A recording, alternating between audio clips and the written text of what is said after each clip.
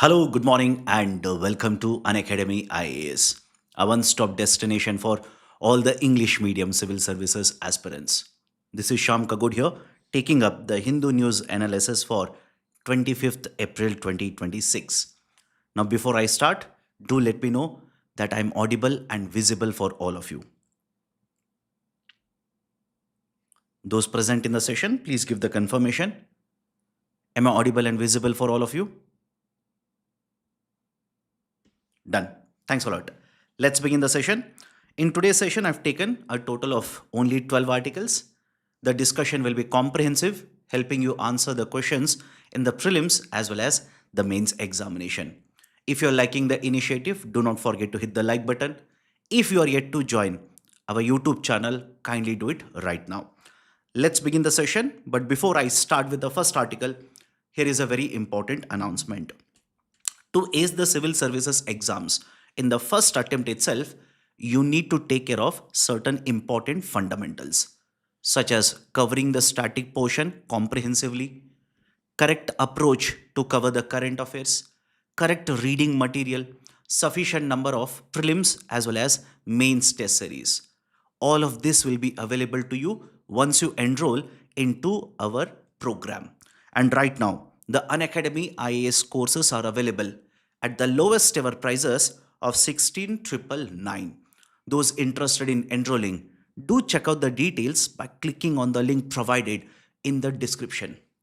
And whatever is the price mentioned in the website, use the code IAS English to avail the discount. Let me begin the discussion. First important article, incremental change, an editorial associated with the CAFE 3 norms. Now, what are the important points? Let me start with the most important basics here. CAFE, C-A-F-E. CAFE basically stands for Corporate Average Fuel Efficiency. Corporate Average Fuel Efficiency. This basically stands for or refers to certain standards which have been set up by the Bureau of Energy Efficiency, BEE, Bureau of Energy Efficiency, which functions under Ministry of Power. But what is the basic idea of these particular standards? These are the standards which will dictate what is the average norms that will be emitted by the cars which are manufactured in India. There are multiple car manufacturers in India. Now, what is the average emissions? And generally, when you talk about the CAFE, they will mention this as the grams of carbon dioxide that is emitted per kilometer. Is everybody okay? The grams of carbon dioxide emitted by the cars, and this is an average, by the way, average in the sense a particular company could be manufacturing, let's say, 1 lakh cars in this year.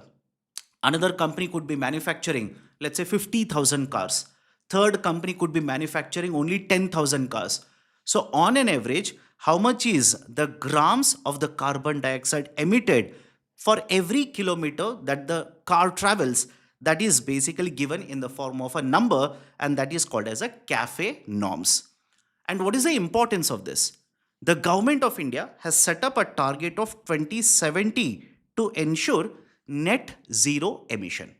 That is, by 2070, we want to ensure India will be hitting the target of the net zero emission. In simple terms, overall, there will be zero emissions that will be contributed to the environment by Indian economy. And when you look at all the sectors which will contribute to emissions, at the top, just like in the global market, at the top of the pile is the energy sector. That is the electricity production, which contributes very high to basically the emissions caused. But in addition to this, there are other important sectors as well. And one of the very important sectors in terms of contribution to the emission is the transportation. It is the transportation. So in order to meet the target of net zero emission, in order to reduce the emissions caused by the transportation, essentially the mitigation, or the mitigation measures involve one of the measure, that is CAFE norms. This was initially announced and implemented from 2017. So CAFE 1 was implemented in 2017, and then CAFE 2 was implemented. Now the CAFE 3 is to be implemented starting 1st April 2027. Starting 1st April 2027, and it will go until the end of March 2032. That is specifically till the financial year end of 32. Now, what has been the discourse in the recent times? The discourse has been last year, a draft norm was published. A draft was published. And generally, the problem in case of imposing these kind of regulations or the guidelines is all the companies which are manufacturing cars, these do not manufacture the same type of a car.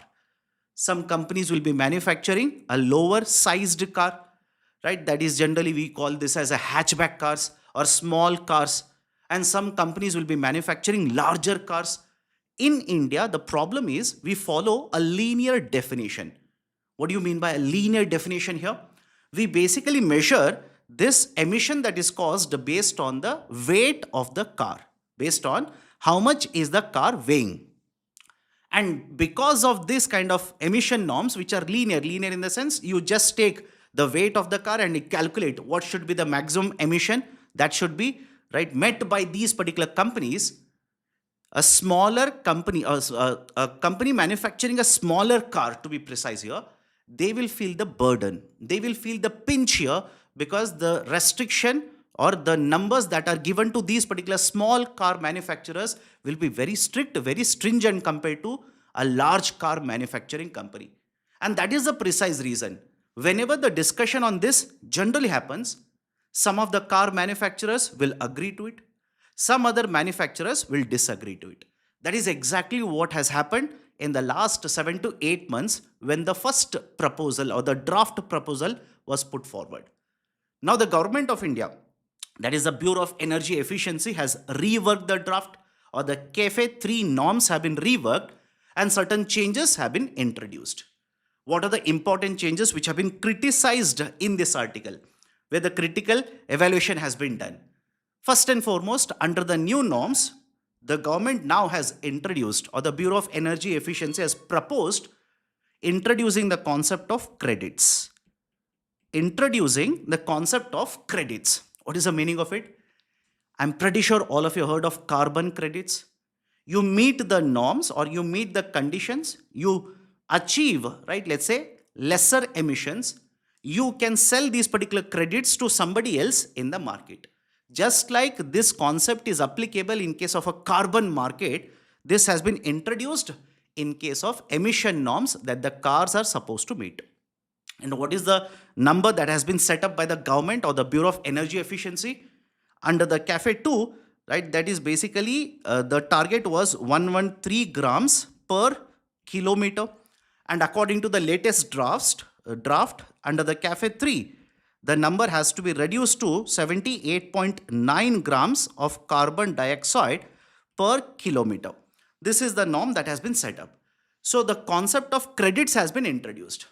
Now there's a criticism. What is a criticism? If you're going to introduce the concept of a credit like this might not lead to effective implementation. That is, some particular companies, they will basically say, even if I overshoot, even if I don't meet the target, doesn't matter.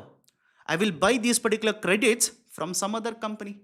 So your whole idea of introducing these norms was to mitigate, reduce the carbon dioxide emission. But now, because you're introducing the concept of a credit system, right, many particular car companies, they will be willing to purchase the credits from other companies or from the Bureau of Energy Efficiency itself, rather than simply investing money in R&D. Or, right, let's say in implementing a new kind of a technology which might lead to increased cost of production, which might further increase to the market price of their cars. So this is one criticism. Second criticism is there is also a concept of super credits which has been proposed. What is the basic idea of a super credit? Let's say a particular company will invest money and create a new kind of a technology and develop an electric vehicle. Automatically the overall emissions of cars which are manufactured by this company, overall emissions will go down. But please understand, according to the new draft, this will be considered, right, as a company which has invested money, created a new kind of technology, or is using a new technology. they will be given more credits, right? That is called as a super credit. And the problem with this kind of a super credit is those particular companies which have already invested money, they've already taken the lead in the market, they will continue to earn super credits. What about other companies? They will be lagging behind. And because the companies which have already taken the lead, they will keep on earning super credits, the other companies may not be willing to invest money and basically start, right, let's say, work on R&D now. That might hinder the participation of other companies. That's a second criticism. Third criticism is the evaluation part. The evaluation, that is auditing part. According to the earlier draft, once the CAFE 3 norms will come into force, the auditing work, whether the companies are abiding by all the guidelines or not, would be done annually. But according to the latest proposal, rather than working on this auditing process every year, now this will be done once every 3 years. It will be done once every 3 years. And what is the problem with this kind of a new system which has been proposed under the CAFE 3? The problem is, if you don't audit them annually, let's say I'm a manufacturer, I know now that I will not be audited, I don't have to submit the reports every year, I will have to ensure that I'm meeting the standard at the end of third year. So what will I do? For the first 2 years, I will lag, I will not implement the process properly, I will not implement the guidelines or the frameworks properly, I will work only in the third year in order to meet the guideline or let's say the threshold. So it might hurt the goals or the objectives that we have set up to achieve with implementation of this kind of a norm. So these are the criticisms associated with the CAFE 3 norms, the draft of which has been put forward, and this is going to come into implementation from 2027 to 2032. Is everybody okay with the discussion? Here is an MCQ for all of you.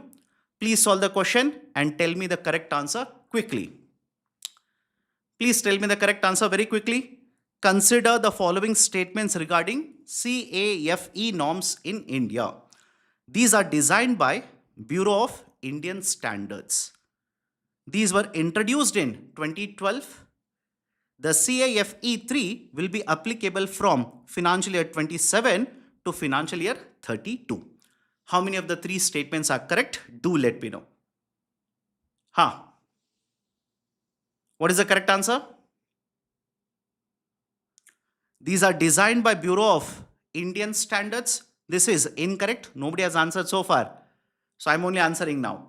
Right? So these are designed by Bureau of Indian Standards. Right? So no, this is incorrect. These are designed by Bureau of Energy Efficiency. These were introduced in 2012. This is also incorrect. 2017. These will be, or that is the CAFE 3 will be applicable from financial year 27 to financial year 32. And that is clearly given. I've also mentioned this. The third round will be applicable from April 2027 to March 32. But please be very careful. I've written financial year 27, meaning what?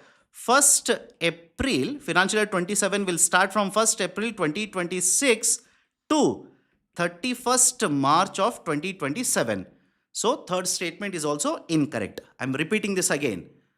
The financial year 27 will start from 1st April 2026 to 31st March of 2027. Whereas the CAFE 3 norms will come into force from 1st April 2027 to March 2032. So third statement is also incorrect. Right? So all the three statements are incorrect. Right option for the question is option D. Some of you have given option B and some of you have given option A. What is the confusion? Please do let me know. And here is a question for you to practice mains answer writing. What are corporate average fuel efficiency norms? Discuss their objectives and evolution in India. Done? So this is a question for you to practice mains answer writing. As always, I keep on telling you, please practice mains answer writing. In addition to practicing solving MCQs, my strong advice, practice mains answer writing. Let's go forward. Right, couple of important points from the second editorial, fire and sound. There is one more accident that has been reported in the state of Kerala, that is near the outskirt of Thrissur. What is the importance of the article? Listen to me carefully. There have been multiple guidelines issued by the government, and there is a judgment of Supreme Court of India as well regarding the production, the transportation, the storage, as well as the bursting of firecrackers. But very often you see that in certain states, at certain places, you will come across the news article stating that there was a firecracker accident. I'm not talking about the bursting part of the firecrackers. I'm talking about the production as well as the storage phase of the firecracker supply chain. The recent instance has happened, or recent accident has taken place, like I said earlier, in one of the places where certain, right, let's say competition was supposed to be held. That is, a ritual is supposed to be held, during which firecrackers would be burst and, right, basically the celebrations would be conducted. But the problem, I'm talking about the production as well as the transportation supply chain here. I'm not talking about, right, let's say bursting of the crackers. The problem is, in these kind of accidents, what we generally see is the norms, the guidelines, etc., which are set up by the government of India, or for that matter, even the state departments, are violated. What do I mean by the norms here? For example, whenever the firecrackers are supposed to be manufactured, you are supposed to hire trained workers. You are supposed to procure the chemicals which are allowed to be used in the manufacturing of firecrackers. Because a lot of times, what is actually done is a lot of the chemicals, or let's say the materials, inputs for simple, or in simple terms, which are not allowed to be used because these are, right, let's say pollution causing, highly polluting chemicals. But because these create a lot of sound upon bursting, they create huge amount of a sound. And I'm pretty sure all of you will agree with me. Generally, our argument, including me by the way, generally what we do is, whether the crackers are good or not, we decide based on how much sound the cracker will produce upon bursting. How much sound it will be producing. Right? So argument is very simple here. A lot of times the norms are violated. Norms such as the inputs of raw materials, norms such as the space that you're supposed to use for storage purposes, norms such as how much quantity of raw material which can easily catch fire, how much of the raw material you're allowed to store, in which place you're allowed to store, in what conditions you're allowed to store. All these norms are violated. And because these kind of norms are violated, the accidents tend to happen in India. Now, what are the important points that you need to focus when this kind of an article appears in the newspaper? Now, have a look at this. These are the important points. The fireworks in India are governed under the Explosive Act of 1884, as well as the Explosive Rules, right, 2008. Is the point clear? This is the first important point. Please remember this. Make a note of it. And when I say make a note of it, don't write it down. Let the class be over. This particular same PPT with annotations will be uploaded in the official Telegram channel. Download it and use it. It regulates the manufacturing, storage, sale, as well as use of fireworks. This is the first very important point. And second important point, let's say this kind of a question is asked in the prelims examination. There is an authority called as PESO. PESO, the full form of PESO is Petroleum and Explosives Safety Organization. Petroleum and Explosives Safety Organization, PESO, PESO. I'm refraining myself from uttering the word peso because one of the country's currency is also known as peso. That's a reason. Anyways, so peso, it is an organization. And looking at the name, if at all a question is asked on this line, let's say this is a question asked in the prelims examination. PESO regulates the manufacturing, storage, and sale of firecrackers. Based on the information that we have discussed so far, you will be able to say, yes, sir, this is correct. But look at the second statement. It functions under Ministry of Petroleum and Natural Gas. A lot of you looking at the full form of the authority. Looking at the full form of the authority. Petroleum and Explosives Safety Organization, you might end up making a mistake here. PESO doesn't work under Ministry of Petroleum and Natural Gas. Rather, it functions under Department for Promotion of industry and internal trade. Please remember this. Can be asked in the prelims examination. It doesn't function under the Ministry of Petroleum. It rather functions under DPIIT, which in turn functions under Ministry of Commerce and Industry. These are the two very important points associated with this tragic accident that has taken place that you need to understand. Done? Now, based on the discussion, let's solve the MCQ. Already you know the answer. Most of you are giving me the correct answer already. PESO regulates the manufacturing, storage and sale of firecrackers. Yes, first statement is true. It functions under Ministry of Petroleum and Natural Gas. This is incorrect. Only the first statement is correct. Right option for the question is option A. Everybody is okay? Can I move on to the next article? Do let me know in the chat section. And I want you people to participate, by the way. Whenever I take the session, this is my precursor. This is my condition to all of you. Participate. Do let me know. Okay, next article. The crisis of urban electoral disenfranchisement. Now, the idea of SIR, what has happened associated with SIR in different constituencies or in different states, etc., you already know. I don't want to keep on discussing the same thing. What are the new points which are mentioned in the article? Let's focus only on that. What are the new points? Point number 1. The article is critical of the SIR exercise, that is Special Intensive Revision Exercise. It is critical of SIR. Why? According to the writer here, this is simply a bureaucratic exercise. This is a bureaucratic exercise. And this essentially is leading to the large number of people, that is large percentage of the population, not able to exercise their right to vote. Because lakhs and lakhs of voters' names are getting deleted, getting removed from the electoral roll because of the SIR exercise. Now, let's not debate upon the political aspect of it, the legality of it, etc. Like I've said, I'm pretty sure you already know all the points. What are the new points mentioned in the article? Let's focus only on that. So the 2 points associated with SIR are: 1, according to various surveys, a large chunk of population in India resides in slums. A large chunk of population. For example, the World Bank report states that 40% of India's population resides in the slums. And in fact, the different types of reports, etc., say that the population in urban India, right, including the slum population, in over a period of time will keep on increasing. The overall urban population will keep on increasing. And that is the reason the World Bank report recommends that Government of India as well as the state governments, municipalities, etc., should invest more and more money in order to ensure that sufficient infrastructure is available for this bulging population. But anyways, the argument of the writer here is simple. A large chunk of population resides in slums in India, right? And when you take the total population in different cities, for example, have a look at the table here. You don't need to memorize the table, just look at the data.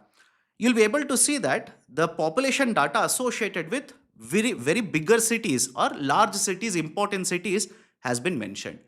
And what the writer has done is, they have taken the estimated population of youth in living or which is residing in all of these particular cities. And the contention of the writer is, because the population that is present is much larger and the population which is voting is much lower. Even if you remove the 28% youth population, that is below the age of 18 years, younger population, 28% is the average population.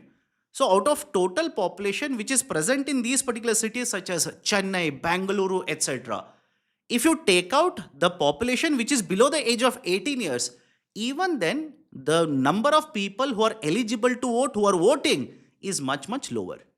Which means a large percentage of urban population, focus is on urban population here, large percentage of urban population is not able to exercise the right to vote.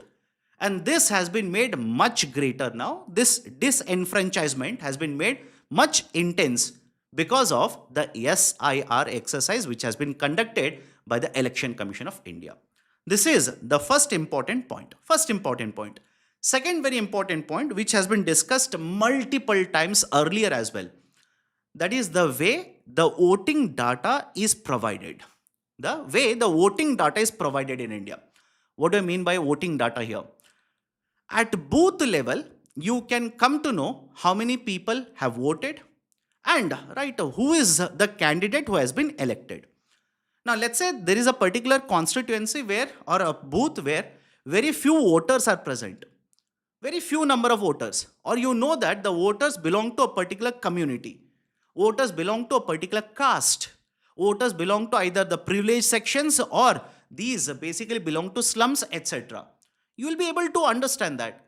And based on that composition of the voters, when you compare it to who has got elected from this constituency, who has been voted from this particular area, etc., this can actually lead to, let's say, policies being formulated either in favor or against these voters. What do I mean by that? Let's say there is a particular constituency. That constituency has majority people coming from a particular religion. Now, the government at the state level or government at the central level might look at this constituency and they will realize that, okay, these voters will either vote in favor of our candidate or against our candidate. And when this kind of information is available, automatically the policies could be made in such a way either to favor the population or the voters in the constituency or against the voters in the constituency. Against in the sense, the policies can be made in such a way that the voters' demands may not be met. So these are the two very important issues which are discussed in the article, which basically talks about the rising tendencies of disenfranchisement of urban voters. Urban voters, mind you. Done? So these are the important things. Now, let me move on to the next important articles. I'm pretty sure all of you have come across this article or let's say this headline since yesterday.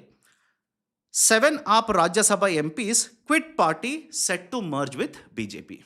Right? Guaranteed this will go to the Supreme Court. But till then, what are the important points? Right? Of course, Supreme Court of India will look into all of this, assuming it will go. Let's wait and see what will be the judgment. Clarity will be given there itself. But what are the important points till then? In the Rajya Sabha, out of 10 seats, out of 10 members from AAP political party, 7 people have quit the political party and they have basically stated they are merging. Their statement, they are merging with BJP.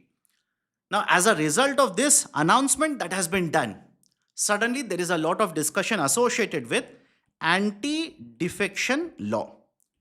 Anti-defection law.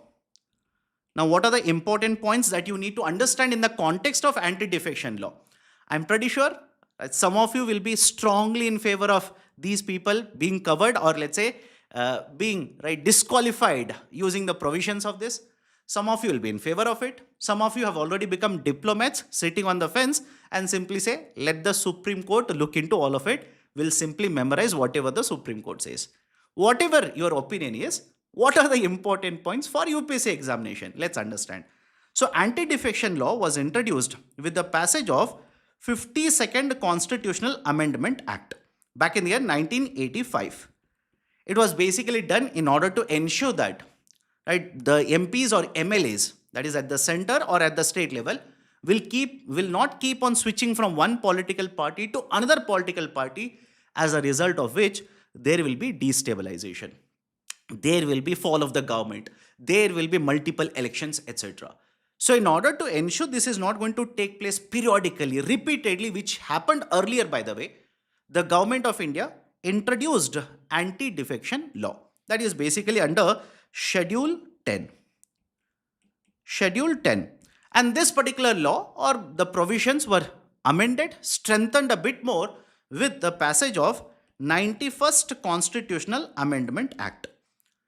Now, whenever this kind of anti-defection issues have to be heard, generally these particular, let's say the cases or let's say instances will be taken up by the chairperson or let's say the speaker in Lok Sabha. The speaker will decide in case of Lok Sabha, and in case of Rajya Sabha, it will be the chairman. it will be the chairman. And by the way, this is not the first time that a large number of members who are part of, let's say, the MPs or MLAs have shifted a political party. It has taken place earlier as well. It has happened earlier as well. Right? So the process is very simple here. Any instances of deciding whether this is right or the members have to be disqualified now, you under the provisions of the anti-defection law or not, will be decided by the speaker or the chairman. Right? And please remember one more very important point. Any decision that is taken by them, is it under the judicial review? Yes, absolutely yes. It will be under the judicial review as well. Done. So these are the important points. This story will keep on appearing in the newspaper for the next couple of weeks. Please don't worry. As and when it will appear, the updates will be provided to you. Now, based on this, here is a question for all of you. Please solve the question and tell me the answer very quickly. The anti-defection law was introduced by 52nd constitutional, or else I'll change the options here, A, B, C, D instead of 1, 2, 3 and 4. 52nd Constitutional Amendment Act, 91st Constitutional Amendment Act, 101st Constitutional Amendment Act, and none of the above. Which of the option is correct? Please do let me know the answer very quickly. Which of the options is correct? Option A? Okay, Neha is saying option D. Okay, so please check 52nd Constitutional Amendment Act. This is the right option. Option A is the right option. Okay, let's move forward now. Next article. Government clears 30 billion withdrawal for Maldives. Right, either 30 billion, you can read it this way, 30 billion or 3,000 crore rupees. 30 billion or 3,000 crore rupees. But what is the important point here? Listen to me very carefully. The government of India has been implementing a foreign policy where they are more focused on providing assistance to our neighboring countries, especially the countries which fall right south, in the south part of Asia. We keep on providing lot of assistance. The assistance could be during natural disasters. The assistance could be because of, let's say, economic issues faced by the let's say the neighboring countries, etc. Now, one such assistance that you need to remember is the concept of SARC currency swap framework. Please remember this, SARC currency swap framework. This particular framework was signed and came into force from the year 2012. What happens under this particular currency framework? Reserve Bank of India will be signing bilateral agreements. Bilateral means two countries.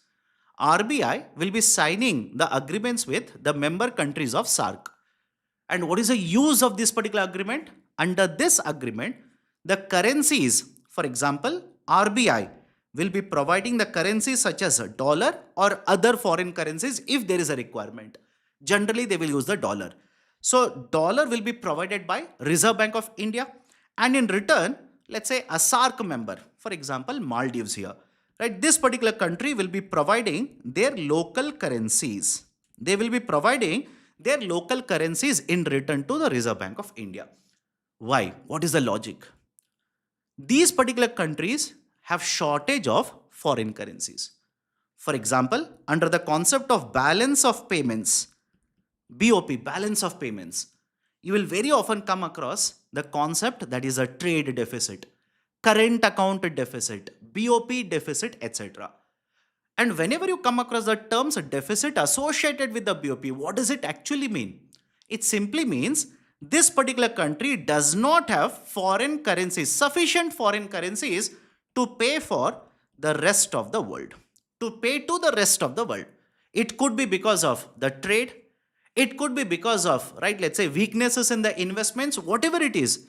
It simply means the country doesn't have sufficient foreign currencies. And this is not the first time that the country is facing this kind of a problem, and this is not the first country to face this kind of a problem. For example, India. The last time we faced a BOP crisis was back in the year 1991. But most recently, many other countries such as Pakistan, Sri Lanka, they also have faced a BOP issue. So whenever the countries are having a shortage of the foreign currencies, this kind of framework will come into picture. So Maldives will be providing the local currencies and RBI will be providing dollars. This is essentially the currency swap framework. This framework has been in place since 2012 and RBI has paid or has given more than $1 billion worth of assistance to Maldives so far. And very recently, this particular framework has been revised to be applicable from 2024 to 2027. Is everybody okay? Now, under this particular framework, Government of India has approved 30 billion rupees to Maldives. Is everybody okay? 30 billion rupees to Maldives. That basically, right, is after, this is basically after Maldives had earlier borrowed $400 million and has repaid the $400 million. Now the 3,000 crore rupee worth of assistance has been approved under the SARC currency swap framework to Maldives. These are the important points. Everybody is okay regarding this? Do let me know. Anybody has a doubt or anybody has a confusion associated with this article? Can I move forward now? Okay. Next article.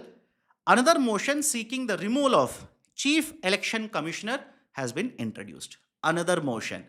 And I know some of you will be thinking, sir, I feel like a deja vu. Deja vu in the sense, I feel this has happened earlier. Has it not happened earlier itself? I read it a couple of months ago, etc. If you're thinking that, you're absolutely right.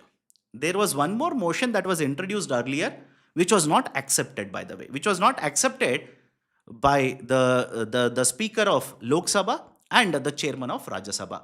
Now, another motion for removal of Chief Election Commissioner. Chief Election Commissioner has been introduced. What are the important points that you need to note? Right, listen to me carefully. Whenever a motion seeking the removal of a Chief Election Commissioner has to be introduced, there is a particular process you are supposed to follow. This is because the office of Chief Election Commissioner has been given a constitutional protection. Under Article 324, there is a constitutional protection which has been provided for Chief Election Commissioner. So you want a CEC to be removed. The CEC has to be removed just like on the same manner or in the same manner that you follow for a removal of a Supreme Court judge. Right? So the argument has to be the same. The grounds for the removal has to be the same and the process has to be the same. Right? For example, what do I mean by this? You want to remove a Chief Election Commissioner, it has to be done on the grounds of, right, let's say, the kind of, the arguments, that is the ground of proved misbehavior and incapacity. It has to be, right, based on these particular parameters. Right? And earlier, like I said, the motion was introduced, right, motion was rejected. Now, one more motion has been introduced. This particular motion cites 9 instances where the argument of the opposition political parties is that the Chief Election Commissioner has not done the correct work. There is a proved misbehavior. Right? So now let's wait and see whether the Rajya Sabha chairman will either accept it or reject it, because it has to be, right, because it has been introduced in Rajya Sabha, it has to be either accepted or rejected by the head of Rajya Sabha, right, or the chairman of Rajya Sabha. Now listen to me carefully. What if the chairman will accept this particular, right, let's say the motion for removal of CEC? First and foremost, if you want a motion to be accepted, the procedure basically says it has to have certain minimum number of signatories. It has to have a certain minimum number of signatories. In case of Lok Sabha, 100 MPs will have to sign it. In case of Rajya Sabha, 50 MPs will have to sign it.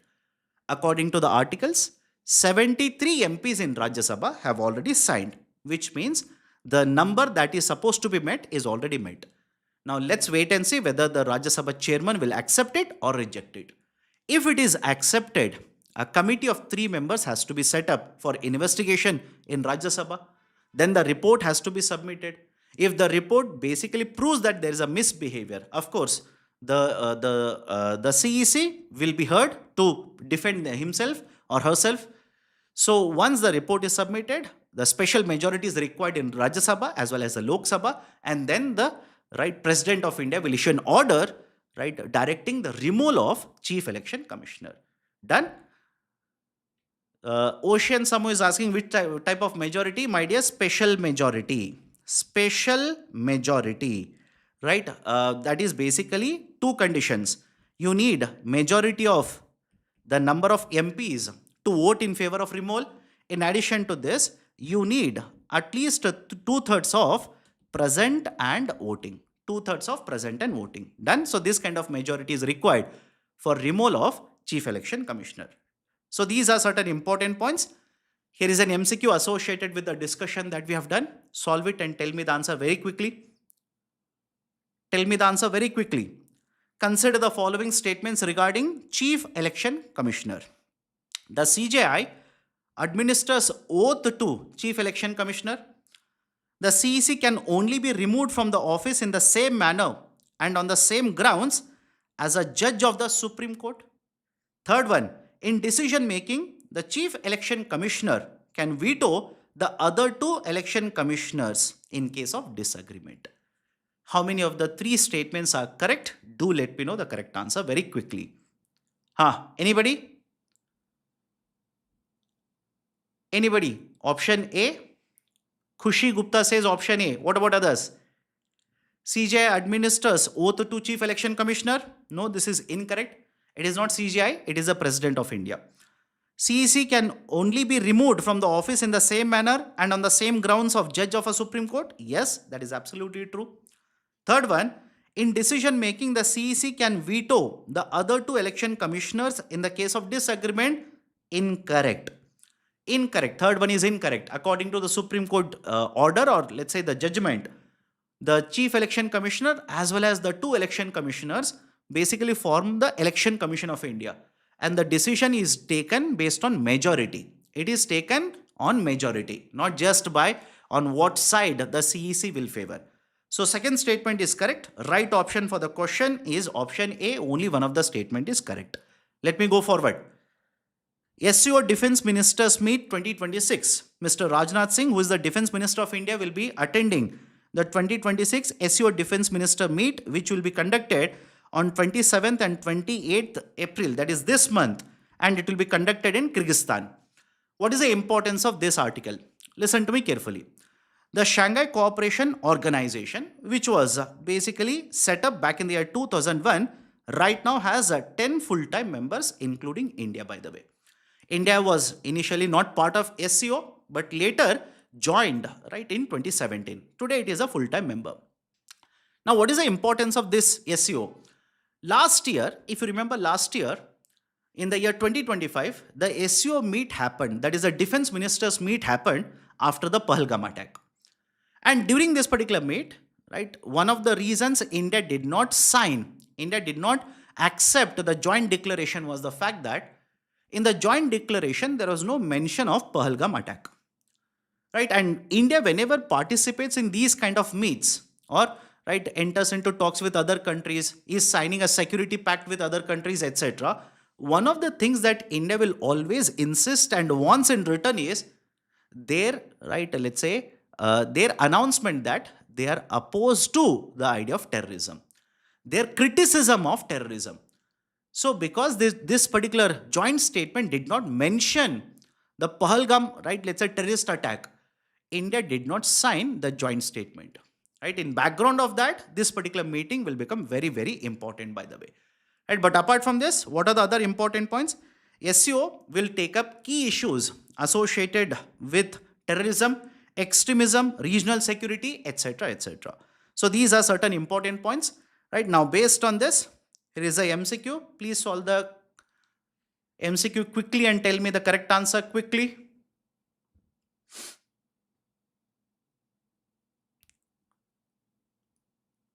What is the correct answer?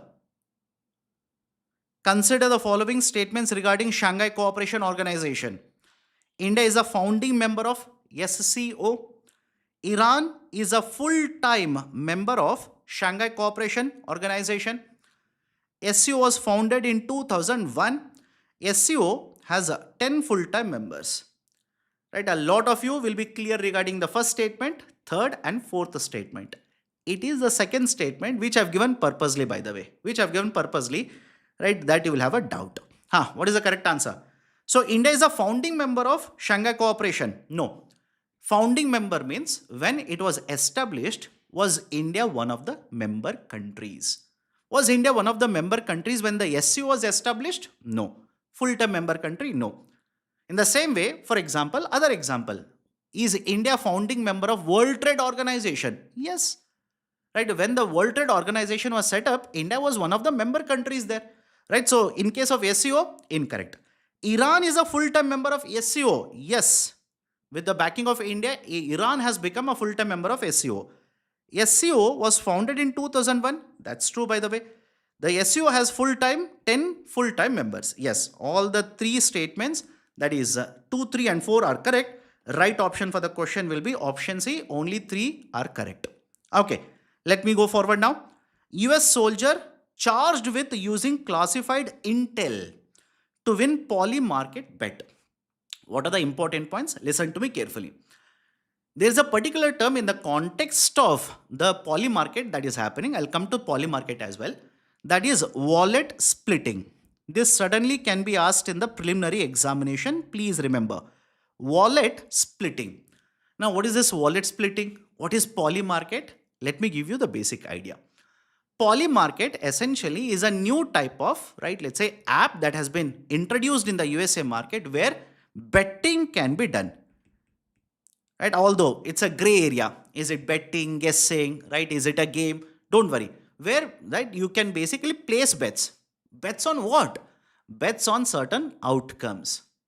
Right? Bets on certain outcomes. For example, will Mr. Donald Trump, right, bomb Iran in the next 24 hours? You can place a bet if at all. This is one of the bets which is there in the Polymarket.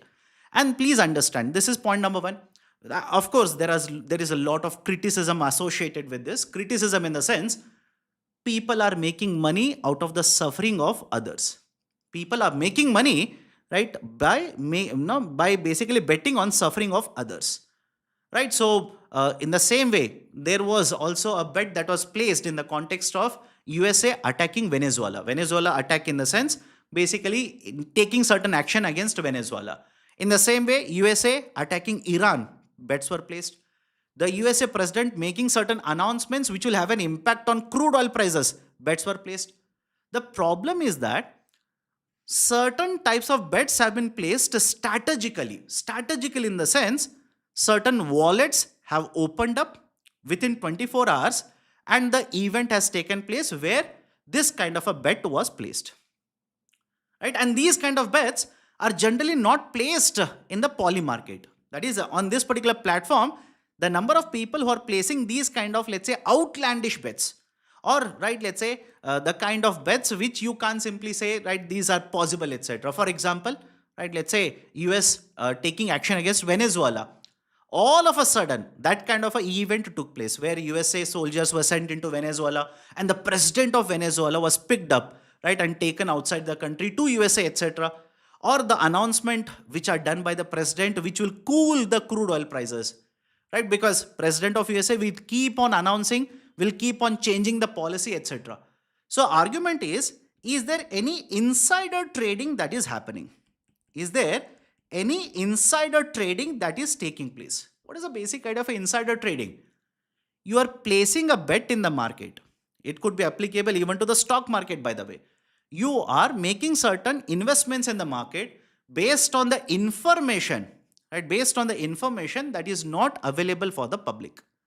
And this information is not supposed to be, right, available to you as well. You are not supposed to make money out of it. That is basically insider trading. So there is a concern which has been, right, which has been rising, by the way. US Congress has raised concerns associated with that. With the fact that there could be certain people within, right, let's say the administration right now, who might be involved in insider trading.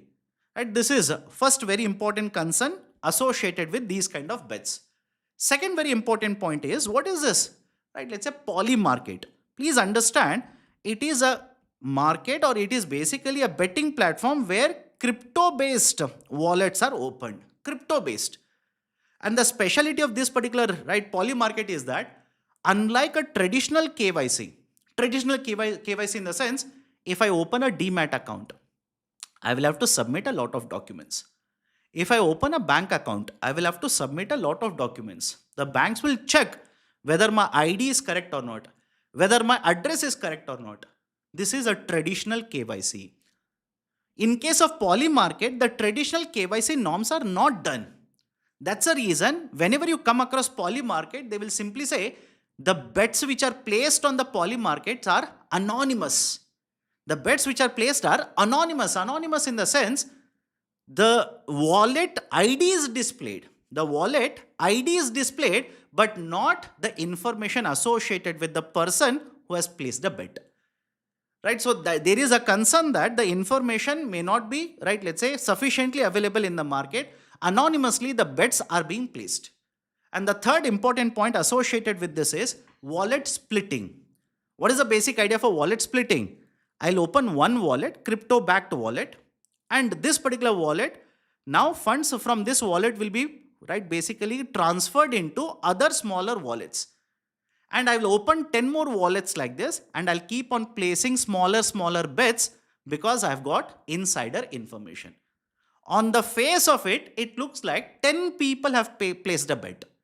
On the face of it, because the bets have been placed from the 10 wallet accounts, it will look like 10 people have placed the bets.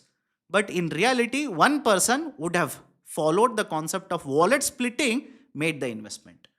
Right? So there is a lot of concern associated with, let's say, the insider information that could be available. And in fact, one of the USA soldier has been arrested because of this.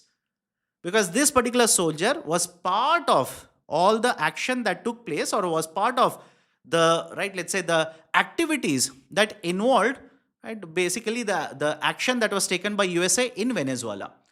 So this soldier already knew what would be happening. So based on that information, insider information, he placed a bet in Polymarket, made a huge amount of money. Right? So these are some of the things that you need to understand in the context of Polymarket. Done? Okay. Next important article, Mines Ministry announced 5,000 crore incentive scheme. The Ministry of Mines has announced a 5,000 crore incentive scheme. What are the important points here? The government of India wants the state governments to speed up the process, speed up the reforms, in terms of, let's say, allocation of mines for mining activity, let's say, speed up the reforms associated with listing of the mines, getting all the approvals prior, etc., etc. Now, there is an initiative, SASCI, Scheme for Special Assistance to States for Capital Investment. I've highlighted it. Please have a look at it. Scheme for Special Assistance to States for Capital Investment. SASCI. Now, under this initiative, the government of India, that is the central government, based on certain parameters, is allocating, is giving money, 50-year interest-free loans for the states. 50-year interest-free loans. This was introduced as a part of, let's say, the pandemic package that the government of India has announced. And over a period of time, the funds which are kept under this has been increasing. So the government of India now has introduced a component under the SASCI where 5,000 crore rupees, 5,000 crore rupees incentive scheme has been provided for. For what purposes?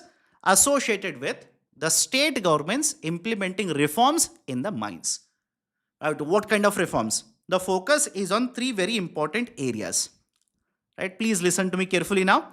The focus is on three important areas. One, the first important area that is being covered to provide incentives is implementation of mining reforms. Implementation of mining reforms. Second component of this incentive scheme is successful auctioning of mines. Successful auctioning of mines, which will have prior clearances. Prior clearances. That is, all the clearances that you require to conduct mining activity are already part of, let's say, the approval. And third important component is the state This is important. The State Mining Readiness Index. The State Mining Readiness Index. Right? And please remember the third component, SMRI, State Mining Readiness Index. This index was published for the first time in the month of October 2025 by Ministry of Mines. By the Ministry of Mines, for the first time in the October 2025, the SMRI was published. Under this, the states have been divided into three categories, A, B and C, based on the kind of resources that they have, the reforms they have implemented, etc. These are divided into three categories. Done? So even the best performing states under the State Mining Readiness Index will be incentivized under this new incentive scheme which has been introduced as a part of SASCI. Everybody is okay, right? So these are certain important points associated with the article. Next important article, bill to allow assisted dying in England and Wales is set to fall as time runs out. Now what are the important points here? There is a concept, or there is basically a bill which has been introduced in the parliament in Britain. Assisted dying, which will legalize assisted dying, or else they will also use one more term, assisted suicides. Assisted suicide. What is the importance of this? Basically, a legal methodology has been introduced. If there is a person who has been found to be suffering from illness, incurable disease, and the person has less than 6 months left to live.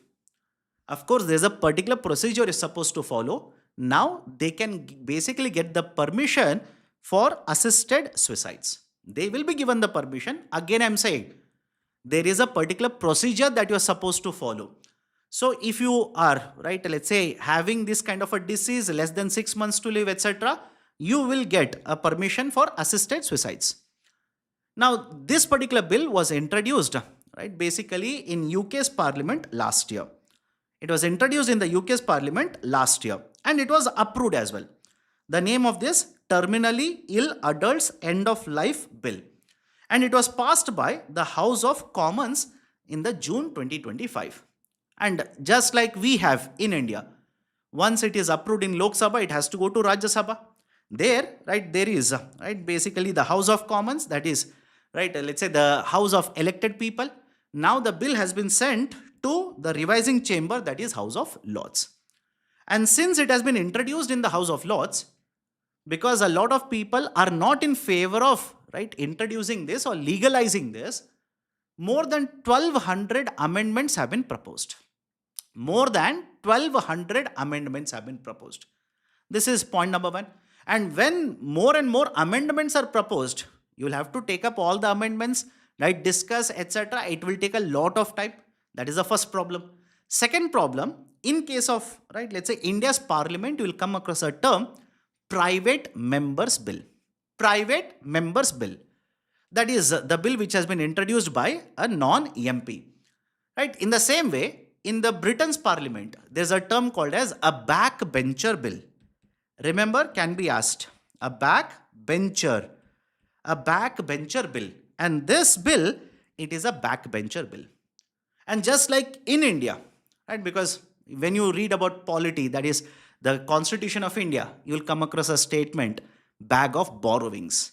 We have taken multiple provisions from different constitutions and made certain changes according to our requirement. So just like private bill, in India, it is basically there in UK as well. There is a backbencher bill. So backbencher bills are discussed only on Friday. They are discussed only on Friday. So because the number of proposed amendments are very high, it is discussed only on Friday. And in the UK's parliament, the provision is that if it is introduced during a particular session, if the bill is introduced during a particular session, it has to be passed during the same session, before the end of the session. Otherwise, the bill will lapse. So because the session is going to end next week, the experts are simply saying it is not possible for all the proposed amendments to be taken up, discussed, and moreover, this bill can be discussed only on Fridays. So this particular bill is set to lapse. So there is a lot of opposition from the public, associated with the the MPs who are opposing this particular bill to be introduced. Okay, couple of more articles, then we will end the session. Israel, Lebanon ceasefire extended by 3 more weeks. I'm pretty sure you have attended earlier sessions by Chetan Sir also, who has discussed in detail about one of the articles in Hindu newspaper why Lebanon wants peace.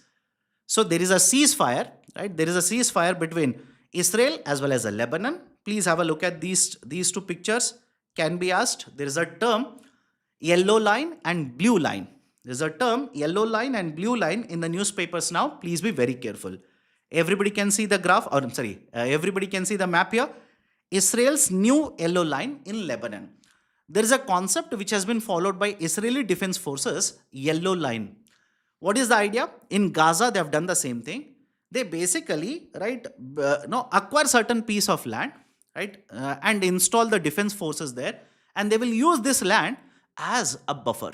They will use this land as a buffer, right, because they are worried that from the southern part of Lebanon, right, the attacks could take place, right. So what they have done is they have introduced this idea of, right, the yellow line that they have earlier tried in Gaza, in Lebanon as well. That is, they will acquire the land, right, use the military force, right, basically clear all the settlements, etc., push the people above this particular line and establish this as a buffer zone.